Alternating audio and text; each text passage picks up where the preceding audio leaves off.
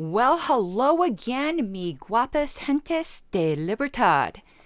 I am Karen Ann Harlow, Sub-House Anarchy, first of my name, mother of parrots, the unbroken, purveyor of liberty, and herder of butts. So what are we talking about today on Pink Flame of Liberty? Well, we are talking about the idea of a national divorce. This topic was inspired by the recent article by Rich Lowry on National Review entitled, "National Divorce is a Poisonously Stupid Idea." Well. Tell us how you really feel. I guess if I'm going to say something stupid, it might as well be poisonously stupid. I've never been an underachiever. In fact, I think I will go above and beyond and be spectacularly poisonously stupid. Why not? So what ultimately is this article talking about? Secession. A beautiful, powerful word with a tainted, horrible past. And that horrible past has pretty much ruined that word for rational discussion. Much in the way that Judas Iscariot has despoiled that name for all time. You don't see that many baby boy Judases today, do you? Of course, I am talking about the American Civil War, which is a prime example of how a good right, the withdrawal of consent, can be used for evil ends.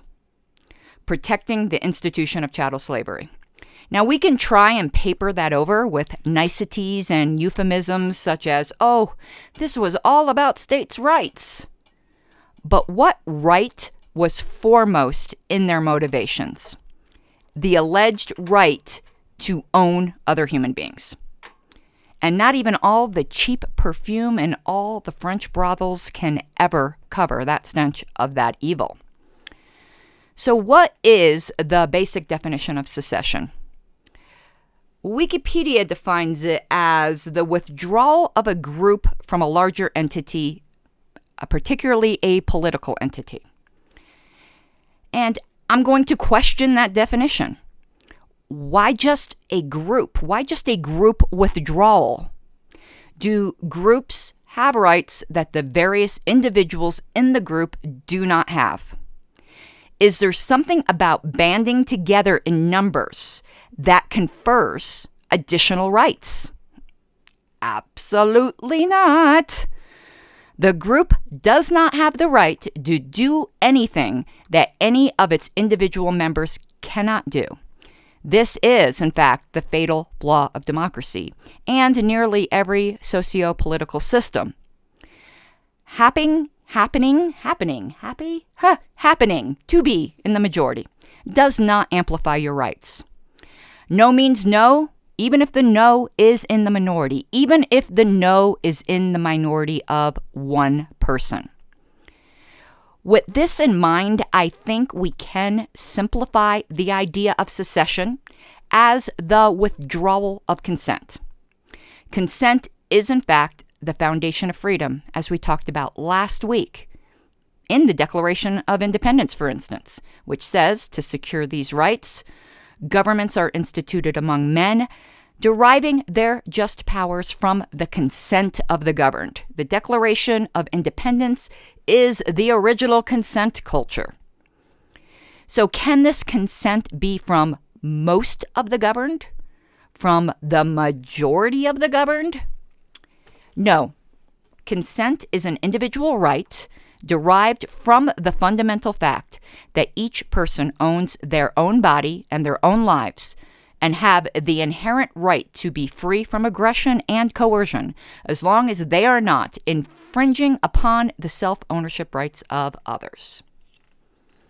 There is no right to force someone into a government to which they do not freely consent. Thus, secession is the simple right of self-determination through the withdrawal of consent. Now, before we go further, I would like to pause for a quick commercial, and this is one I can truly vouch for because it's my husband, Wayne Harlos, of the Harlos Real Estate Team. Wayne owns the Metro Broker's office in Castle Rock and services Douglas, Arapahoe, Elbert, Denver, Jefferson, Adams, and Broomfield counties. And I can tell you personally that I have seen the old-fashioned service and care that Wayne gives that is, in fact, so absent in much of the service industry today. Buying or selling your home can be one of the most significant events of your life. Do it with someone who will educate and guide you every step of the way. You can call Wayne at 303-229-3435 or write him at wayne@harlosrealestateteam.com. Again, that's 303-229-3435 or write him at wayne@harlos, Harlos, realestateteam.com. And you can get in touch even if you are not quite ready yet to buy or sell, but just have questions.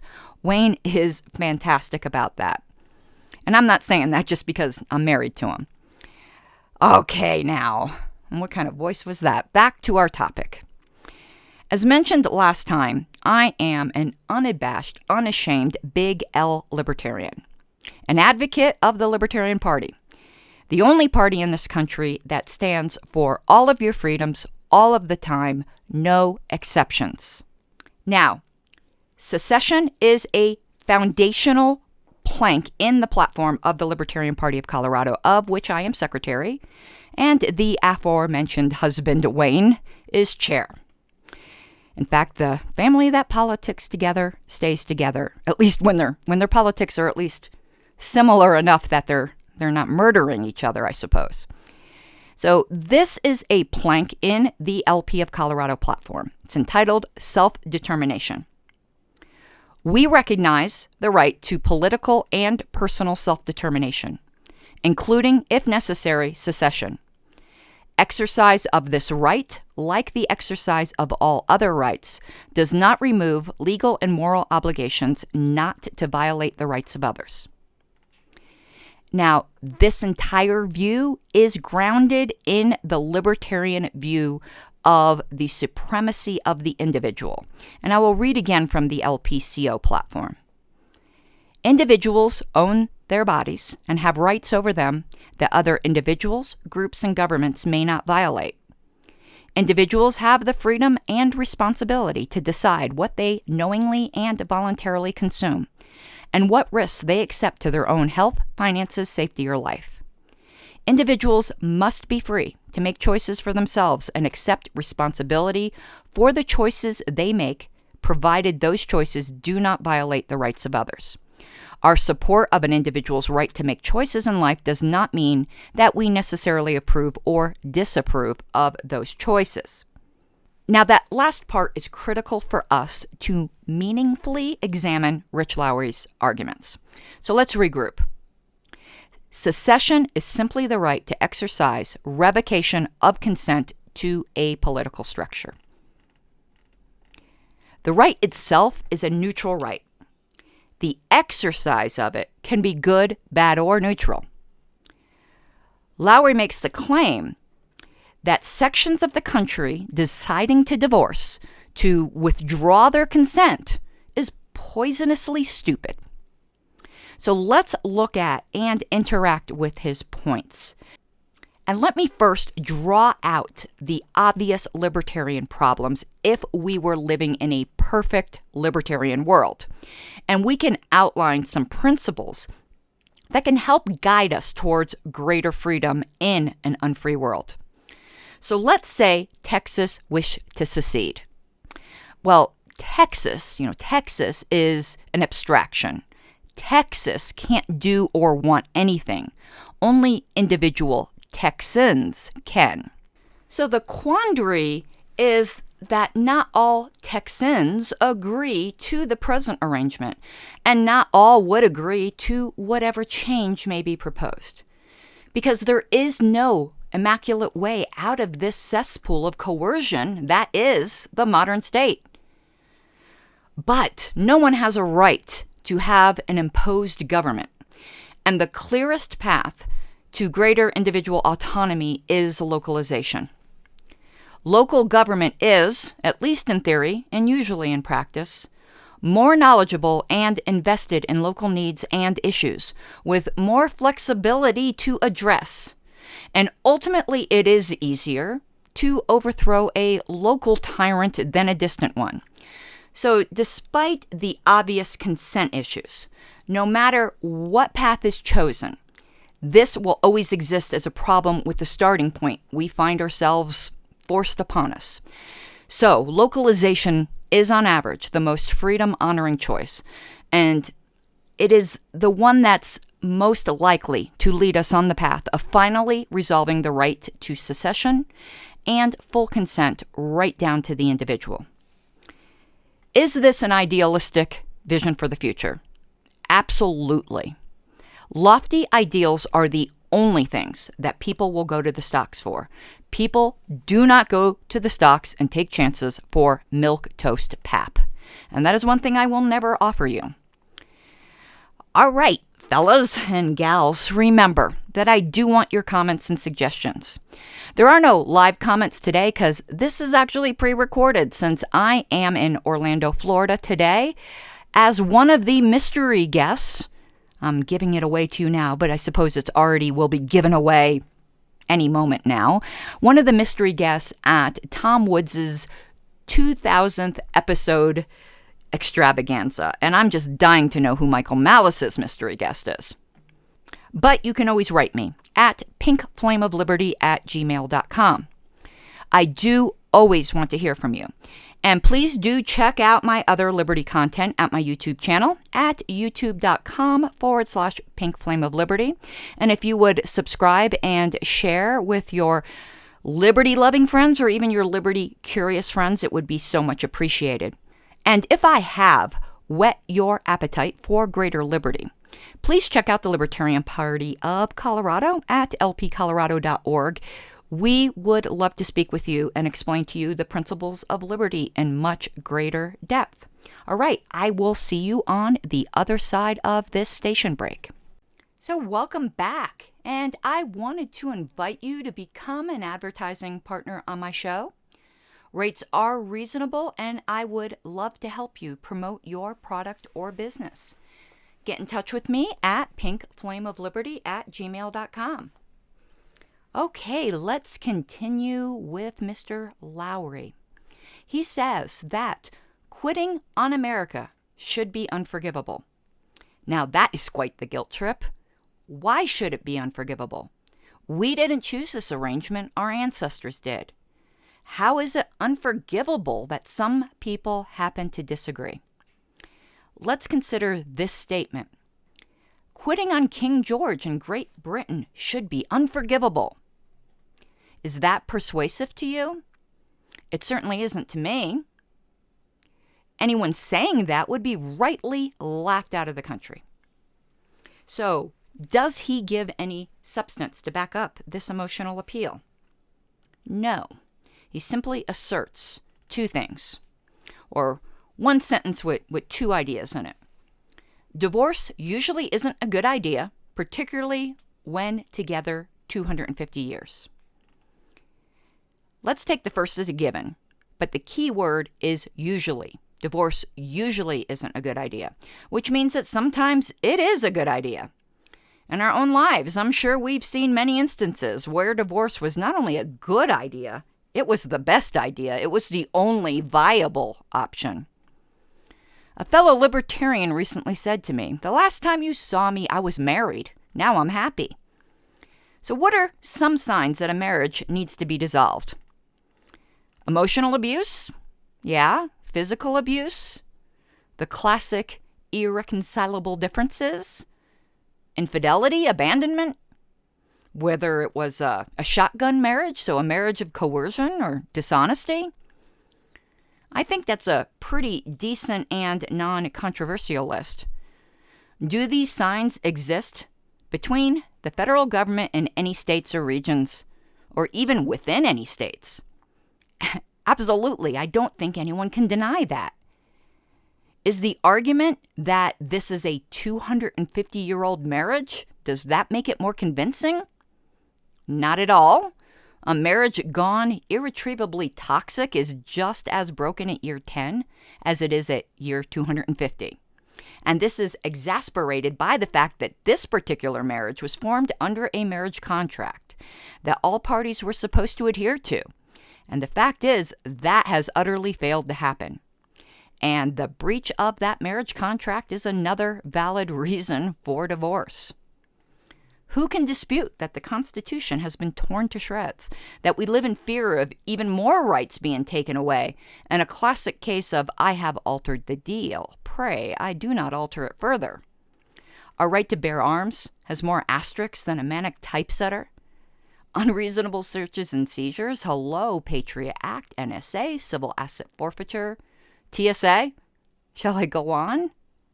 Freedom of speech, only for popular speech, lest you draw the ire of Homeland Security. Because as you know, freedom lovers and libertarians are now on watch lists for nothing more than saying what I said last week, repeating the bare words of the Declaration of Independence that government requires consent and perhaps we don't consent. Or even more insidiously, is you might completely, draw the attention of Silicon Valley giants who are no longer private companies but co-actors with the government. We have to ask permission to drive, to hunt, to fish, to have a gun, to voluntarily consume hundreds of things, and others we can't even get permission for. We would be thrown into rape cages if we're caught, to marry. And we pay heavy extortion fees for many of these. Hell, you can't even renounce your citizenship for free if you wanted to. And lastly, in the cruelest cut of all, we must pay a cut of the fruits of our labor to boot for the privilege of having all of these rights taken away. If Lowry thinks it is unforgivable to want to be free, he can kindly kiss my libertarian ass. Now, Lowry continues by saying there are no benefits to a divorce to recommend it. And I would say overstating one's case is a sure sign of a bad argument and an insecure person to boot. Very few things, even awful things, have nothing to recommend them. Otherwise, the people who advocate them must be so stupid that they walk into walls face first. He names these disadvantages, which he ultimately diagnoses as insufficient patriotism. Well, I would say he suffers from insufficient individualism, instead preferring a jingoistic collective. And to that I say, not today, Satan.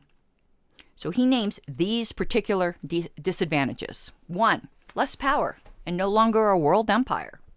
Don't threaten me with a good time. He said it would be a blow to the prestige of liberal democracy, as if democracy is a good thing and as if we've been a liberal democracy like ever. He also asked who would get the nuclear weapons and that it would remove electoral college votes. Like if Texas seceded, then the rest of the nation that they were divorced from would no longer have their votes. But I don't know. To me, that's the equivalent of being worried about what China, your ex-husband, is going to be eating off of. I can tell you, I am divorced and I don't worry about such things. And in the most ominous thing of all, would the country really let Texas go away? And the implied threat behind those words is quite chilling. What is this? The Hotel California? He continues by saying that this divorce may not actually fix anything, and that the real impetus for such the talk of a breakup is despair, and constitutes giving up on our fellow Americans, giving up on our common national project and our birthright. And that is the kind of talk that usually guilts people into staying into a relationship far longer than they should. And it actually is usually the abusive partner that is making those kinds of arguments. Think of the children. What will your parents think? What will the church think? What will the neighbors think? How could you give up on us? We put so much time into it. There's such a thing we know in finances called throwing good money after bad. There's also throwing good time after wasted. Well, let's go through these a chunk at a time. But before we do that, I would like to take the time to speak about another one of my sponsors, and that is approval voting. I am a big proponent of alternative voting systems because if we're not going to divorce, we do need to find a better way to get better representation. And there are multiple different alternative voting systems, with approval being one of them. And approval voting will move us beyond two-party thinking. There will be fewer spoilers because voters can vote for both a candidate that they really like, that has no chance of winning, and also a more popular candidate who does have a chance of winning. It would lead to more civility. When a group of friends wants to stay friends and are trying to decide on a restaurant or movie, they use a show of hands, which is basically approval voting. Why couldn't that work in our political elections? And also less polarization. The voter is not forced to focus on only two candidates. So again, approval voting moves us beyond two-party thinking. I would highly encourage you, if you have not heard of this before, to Google approval voting and open your mind to the possibilities. Okay, back to Lowry. One of the disadvantages, he says, is the loss of the world empire. And I say again, as if that's a bad thing.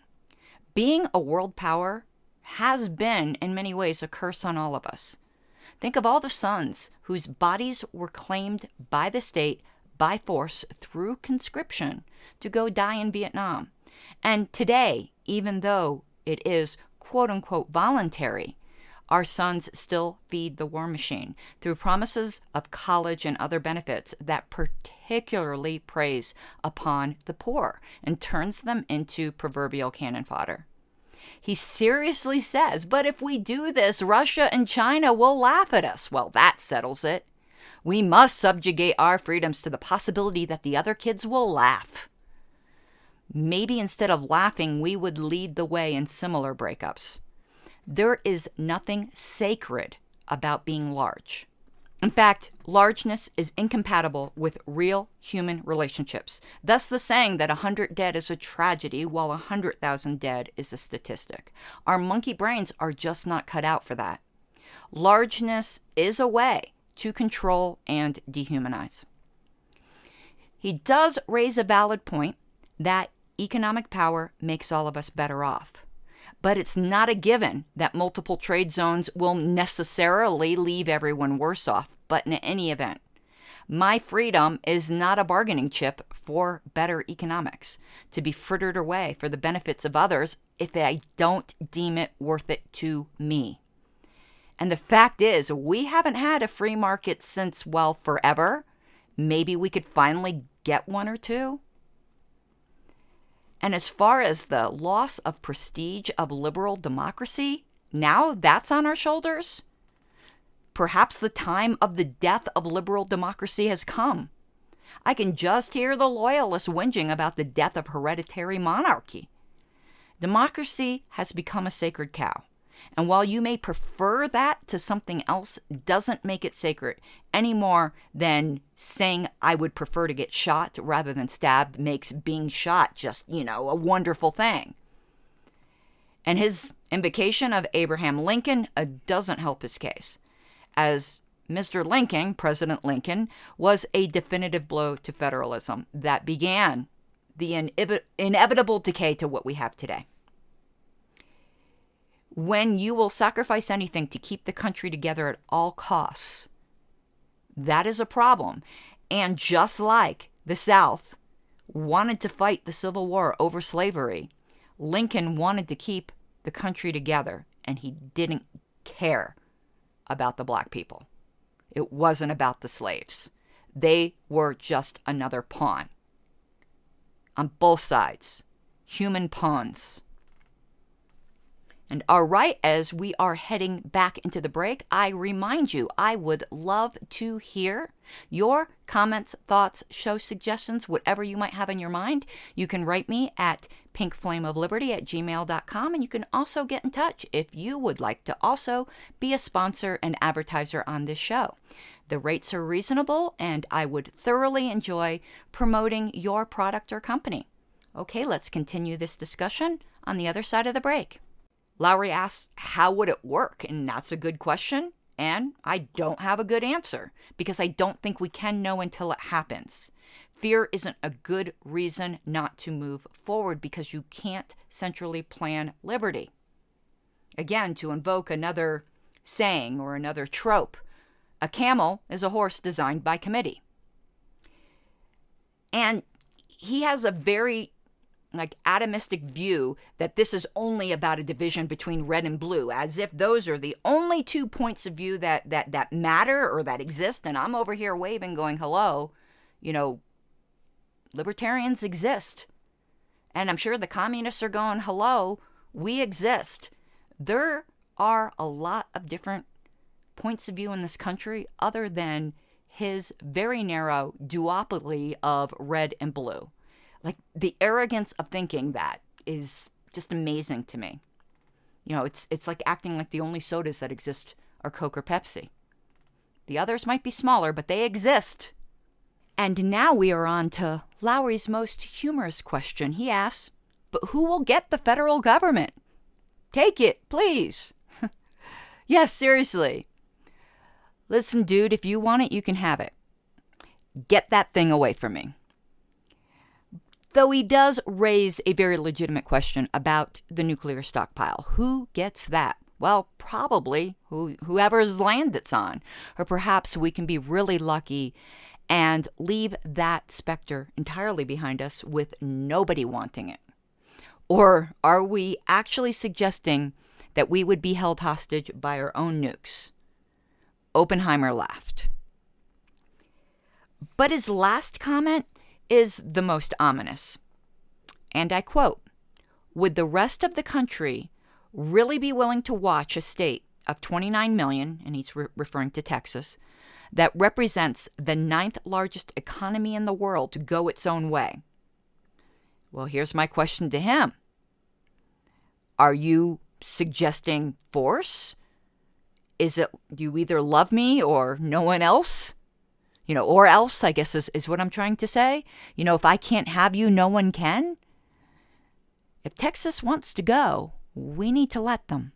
And if you're making the argument that Americans would go to war against other Americans to make them stay when they don't want to stay, then you've just made the argument for me that perhaps now is the time to get out.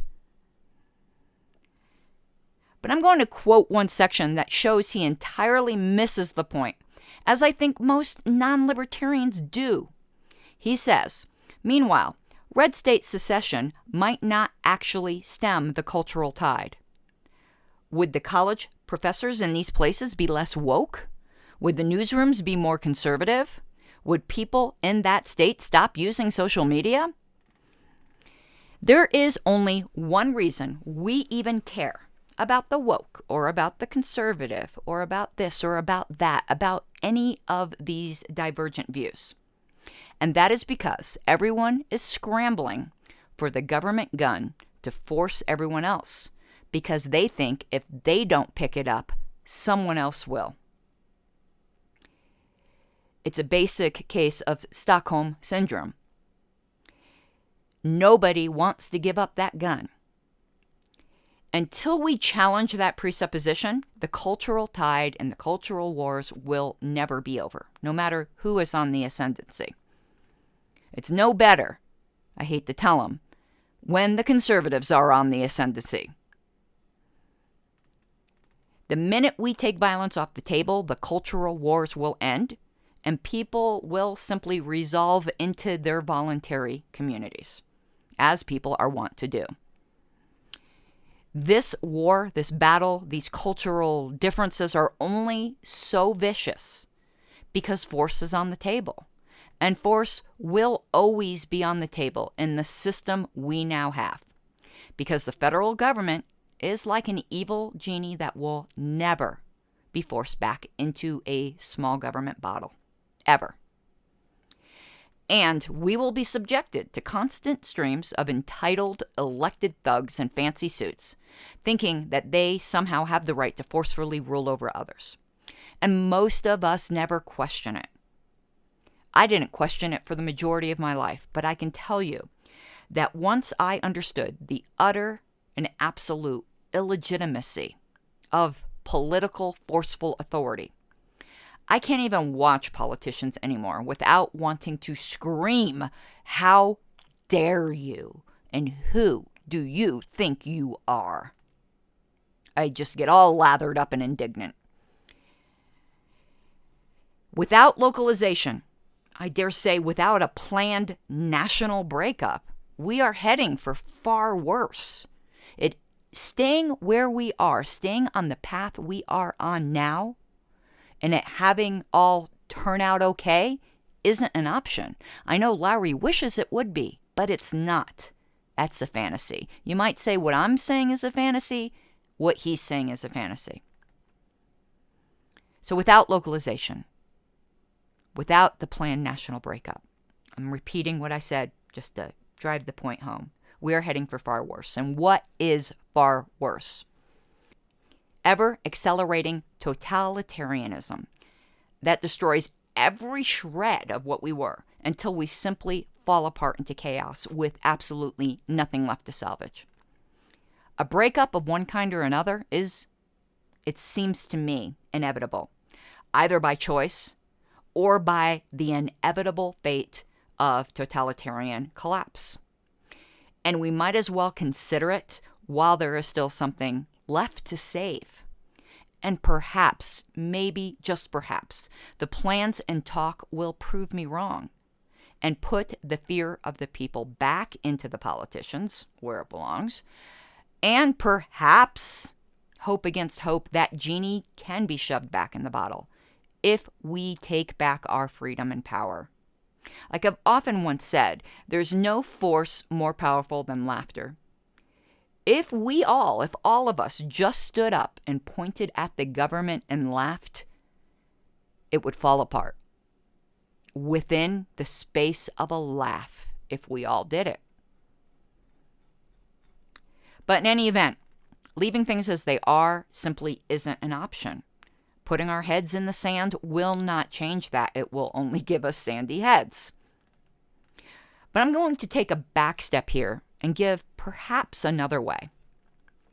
States can assert the idea of the joint in several states. And even if they don't all do it, if enough do it, it will be enough. If enough become warriors of the 10th Amendment. We have seen little shining lights of this. Florida and Texas resisting the mandates. Colorado legalizing recreational weed. But we need far, far more than that. And the problem is the federal government has every single state sucking on its tits to make breaking away so hard to do because it's so hard to give up that sweet, sweet federal charity. But it's the only other path I can see. And then 50 state laboratories, 50 state experiments can be allowed to thrive, and then everyone can win, rather than these continual attempts to make everyone else into one's own image. The solution has to be that everyone can get what they want. If some people want a crap ton of government, then let them congregate in California and have it. If some people want more freedom and to throw alligators into Taco Bell windows, let them congregate in Florida and do that. But that takes a cultural maturity that we don't have right now. And I say that for myself as well. Not everyone wants to be a libertarian in the way I am, valuing the same freedom I do. But we have to grant everyone the right to make those choices for themselves. In other words, we have to come together on the basic principles of non-coercion. And that principle means that you can voluntarily surrender as much liberty as you want to surrender, since it is always yours to give away and no one else's. And we must allow others to do that as long as they don't force others. But the problem is the feeling we have right now, where I look around and say, not only do most people not want liberty, they actively hate liberty. And the problem is, they will force me to hate it as much as they do. And that is untenable. And that is the problem. The problem isn't blue, red, woke, red-pilled, hipster, feminist, trad, or whatever label you come up with. The problem is force. The problem is the government gun. And the only way to avoid a nasty, nasty, destructive divorce is to put the gun away and use reason and words and, if necessary, separation. And I don't mean separation as in divorce. I mean separation as in you go to your state and I'll go to mine. And we join together where we have to on things that require the economy of scales or the things that do better with the economy of scales, such as national defense.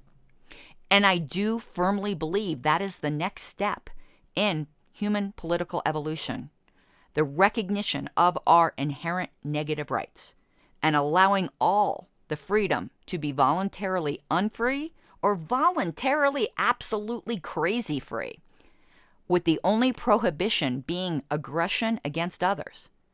And it may surprise you, but what I am describing is libertarian anarchy. All right, we will talk some more on the other side of this break. Well, I think I pretty much covered all I wanted to on that particular subject. And there was some doom and gloom, but I think there was also hope there and some answer. But I do think these are questions we need to talk about and consider, because as I said, continuing the way we are is just not tenable. When you see Biden up there thinking that he can just mandate to everyone what to do and basically, said, we've tried being nice, now we're going to show you our glove. That cannot continue. But what I wanted to talk about in the remaining few minutes is something that I alluded to earlier, entirely different subject, where I had told you that I am the Libertarian Party National Secretary in exile. And what I meant by that was that I was currently under suspension from the National Party for, in large part, being a whistleblower. Now, that might surprise you that I am still promoting this party, considering I was done really dirty by the National Committee. But that just goes to prove my point. Even the tiny bit of power you can have in the Libertarian Party can corrupt. So we constantly have to be on guard. And that requires going to bottom up rather than top down. So what is going on with my suspension is that I'm appealing it to our Judicial Committee. Actually, my hearing, when you hear this, will be tomorrow. I don't know whether I will win or not. I'll let you know. But in any event, I still have great, great hope for the Libertarian Party. Because as I said before, I've become a rallying symbol for what's wrong with bureaucracy. And I do think at our national convention in Reno in May that if I'm not reinstated to my position, I'll be reinstated by the delegates. But it's not about me. There will be a whole new LNC, minus the good ones that are there if they wish to rerun. And now is the time. We are taking back this party. Now is the time for you to join us. If you were inspired by the Ron Paul revolution, a lot of people that are involved in the idea that we're going to take back this party and start having actual victories for liberty, they are part of the Ron Paul Revolution 2.0. And it's a caucus within the Libertarian Party called the Mises Caucus. And you might be familiar with Ludwig von Mises, who was an economist. It's Austrian economics. But it is a vibrant group of young people that is giving me such hope. Now, I wanted to give you a little bit of details on what, at least my perspective. Obviously, those who removed me have a different perspective, but anyone can look at the evidence for themselves. But what I was removed for was saying mean words, because I had said that the Libertarian National Committee was an utter dereliction of its duties, because it stayed virtually silent while the government forced us into our homes, shut down business, masked the kids. Like, they were virtually silent. Cowards. When the COVID regime marched on, and I wasn't having it. And I got quite feisty about it, because you want to know what? I care more about stirring people to freedom than I do necessarily about being the most polite person in the room. Like a friend of mine had said on an entirely different subject, when someone comes into your living room and dumps a load of horse patookie in the middle of the floor, you're not worried about being polite. You're worried about how you're going to tell them on no uncertain terms to shovel it out. And that was the attitude I had. So basically, I said mean words that hurt feelings. So instead of doing the self-examination of what did we do wrong, instead they decided to band together and attack me. I had ran on a platform of transparency to our members and calling out shady backroom dealings, because in politics there are always shady backroom dealings. I did it last term. I did it this term. I basically was removed for keeping my campaign promises, and I would do it again in a heartbeat, because it turned out our national chair was corrupt, and there was a woke invasion in the Libertarian Party, and we are de-woking the Libertarian Party. I will tell you that. Where they saw racists and Nazis everywhere. I mean, you know the type. So he had engineered an illegitimate takeover, an illegitimate coup of the Libertarian Party of New Hampshire. And I happened to be in the right place at the right time in order to do my own investigation and do interviews and ferret it out. And boy, you know, I really paid the price for that. But I was happy to protect the Libertarian Party of New Hampshire, because the whole reason I got on the Libertarian National Committee to begin with is I saw something happen with some interference in the state of Oregon. And this is what I thought. If they did it to Oregon, they could do it to Colorado. And I got on the LNC to protect Colorado. So in protecting New Hampshire, I felt like I was protecting Colorado by proxy. And as I said, I would do it again. I will call out inaction in the face of gross government overreach and destroyed life. I will always call out when I see absolute corruption. And that is what we must demand from the people who seek political leadership. I am certainly not perfect. I certainly went too far in a lot of things that I said, because I get all up in my feels and I get very passionate. But I would rather be that.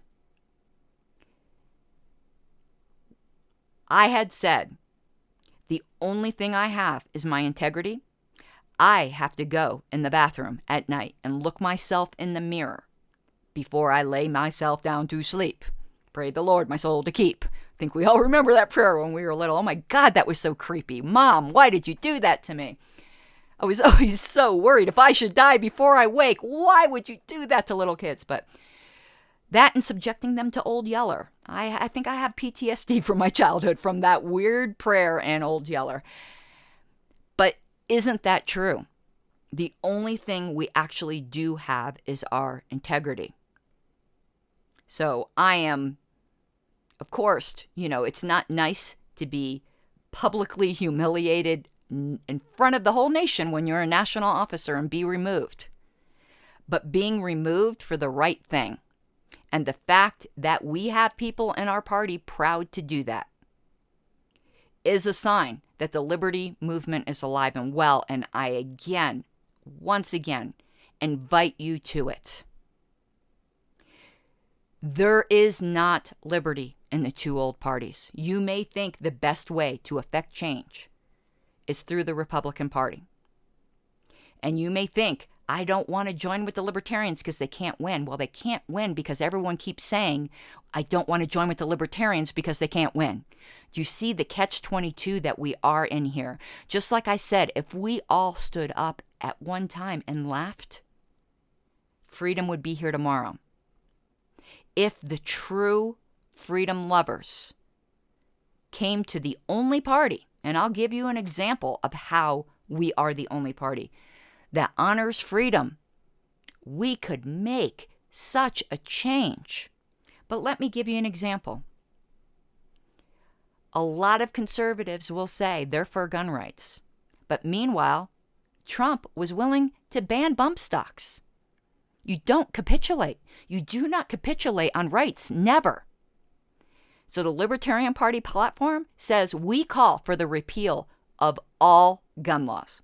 All. All means all, and that's all it means. We don't say accept this, accept that, accept this. We don't play appeasement the way the NRA does. We will not horse trade your rights. That is completely unacceptable. Your rights are yours. You can horse trade them if you wish. But no one else, no politician of all things gross, should ever think they can horse trade your rights away.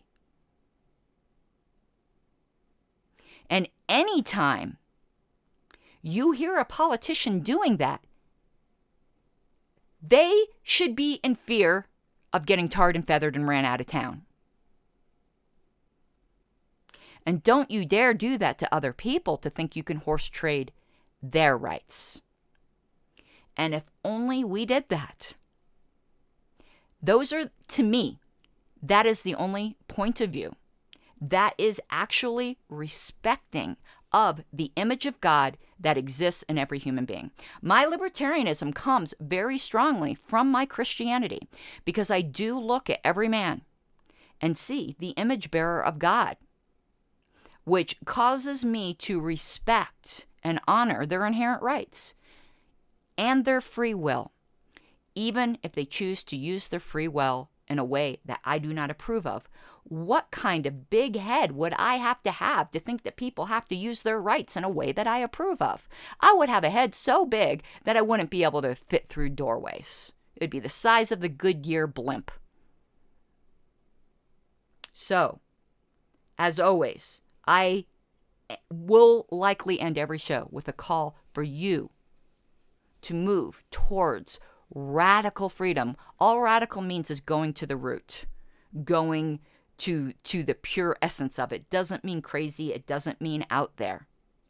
I hope I have presented in my talks to you that I am a rational person, though I identify as an anarchist, which some people will just think of, Antifa bomb throwers. And I'm the exact opposite of that. I'm more than a middle-aged just woman with bright pink hair that's a pacifist. Because peace is indeed the answer. Because aggression is the opposite of liberty. And our whole system right now is based on aggression. All of it. And we've all perpetrated it. We all are responsible for curbing it. All right, everyone, I am off for the day. I really look forward to talking to you next week. Again, please feel free to contact me at pinkflameofliberty@gmail.com. And until then, I hope you have an awesome weekend.